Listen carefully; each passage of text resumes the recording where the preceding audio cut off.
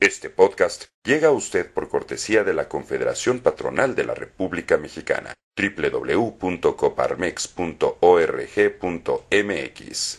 Hemos analizado a conciencia la iniciativa de paquete fiscal que propone el Ejecutivo Federal para el 2010, solo para confirmar las primeras impresiones que tuvimos desde que se anunció el miércoles de la semana pasada. Podemos ahora decir de manera tajante que los empresarios de la Coparmex no estamos de acuerdo con el paquete fiscal que se envió al Congreso, porque además de ser inoportuno para el momento que vive México y el mundo, sobre todo no cumple con el espíritu y la oferta del discurso alentador y acertado que dio el presidente Calderón en ocasión de su tercer informe de gobierno. Esta iniciativa de ninguna manera va en el sentido de hacer lo necesario y no solo lo posible, todo lo contrario. Entendemos bien el problema que tiene el gobierno federal por la caída de los ingresos tributarios y de la producción petrolera.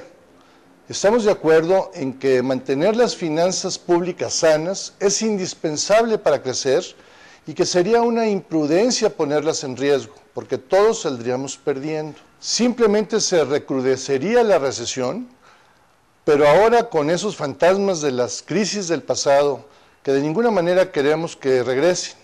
Inflación, que estuviera totalmente fuera de control, devaluación del peso y crecimiento de las deudas públicas y privadas. Comprendemos que hay un riesgo real en ese sentido para el 2010 y justo por ello es que se requieren soluciones contundentes y prontas. Esto tiene un costo y hay que pagarlo, pero no estamos de acuerdo en que se opte por los caminos más fáciles y que además salgamos perdiendo en términos de competitividad y costo país, ahora que lo que necesitamos son inversiones y empleo. Esta propuesta, por si fuera poco, lleva consigo el germen de un fracaso anunciado, porque le pega al mercado interno, a las empresas y a la clase media, y muy probablemente también a la baja. En resumen, si se aprobara, podría tener un impacto recesivo muy importante. En todo el mundo están bajando impuestos y generando estímulos a la inversión, mientras que aquí hacemos todo lo contrario. Se pretende subir la tasa máxima del ISR en 2% para quedar en 30%. No hay ninguna medida para actuar sobre el problema fundamental del sistema hacendario mexicano: aumentar la base de contribuyentes para no recaer en el reducido grupo de cautivos actual.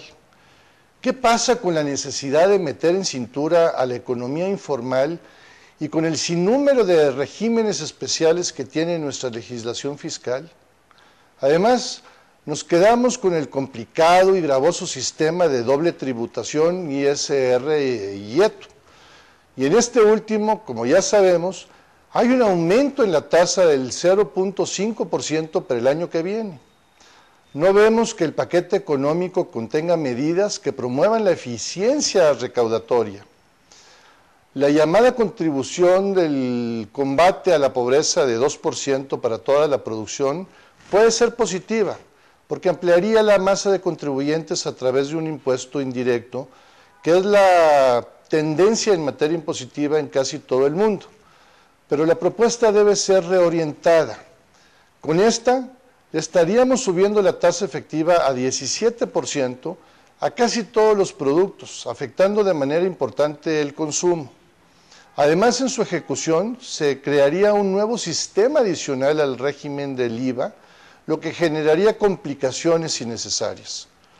En materia de IEPS, también existe el peligro de que los objetivos recaudatorios se vean frustrados por el efecto recesivo de la imposición. Un 4% de aumento para las telecomunicaciones puede tener un efecto inhibitorio importantísimo para la demanda en un sector tan elástico al precio como este. El gravamen se sumaría en un efecto de escalera con el nuevo impuesto contra la pobreza y el propio IVA que ya existe, además de que muchos de los servicios que se prestan en esta rama tienen un costo ya de por sí alto. La parte de los ahorros, si bien estamos de acuerdo con los recortes anunciados y la desaparición de 3 secretarías, claramente hay mucha más tela de dónde cortar. ¿Qué pasa con los gastos multimillonarios de los partidos políticos y las campañas? ¿Qué pasa con cientos de subsecretarías que se han creado en muy poco tiempo? Hay que llevar las tijeras a todos los poderes y niveles de gobierno, sin olvidarnos de organismos descentralizados tan onerosos como el IFE y la Comisión Nacional de Derechos Humanos. Si se quiere pedirle a la población que haga un sacrificio, se tiene que empezar por el ejemplo y el buen uso de los recursos disponibles. Que vayan de verdad al combate a la pobreza y a la inversión en infraestructura, por ejemplo, y no al gasto burocrático redundante o que termina financiando a sindicatos estatales que no tienen llenadera.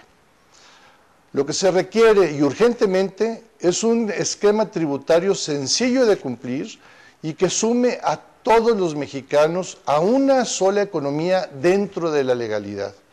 Que todos pongan para poder recibir.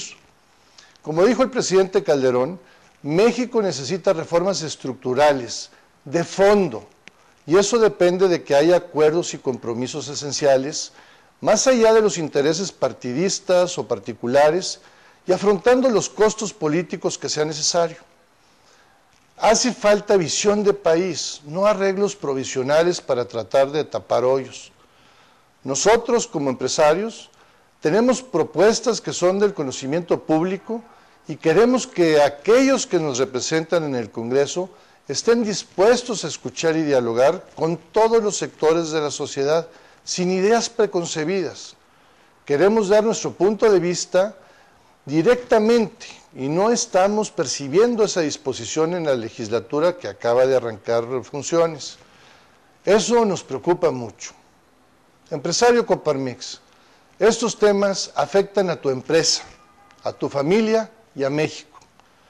Te invito a mantenerte atento porque nuestro país en verdad está en una fase en la que hay que tomar decisiones y no podemos descuidarnos. En cualquier caso, hay que poner a México por delante de cualquier otra cosa. Comparte esta señal Coparmex.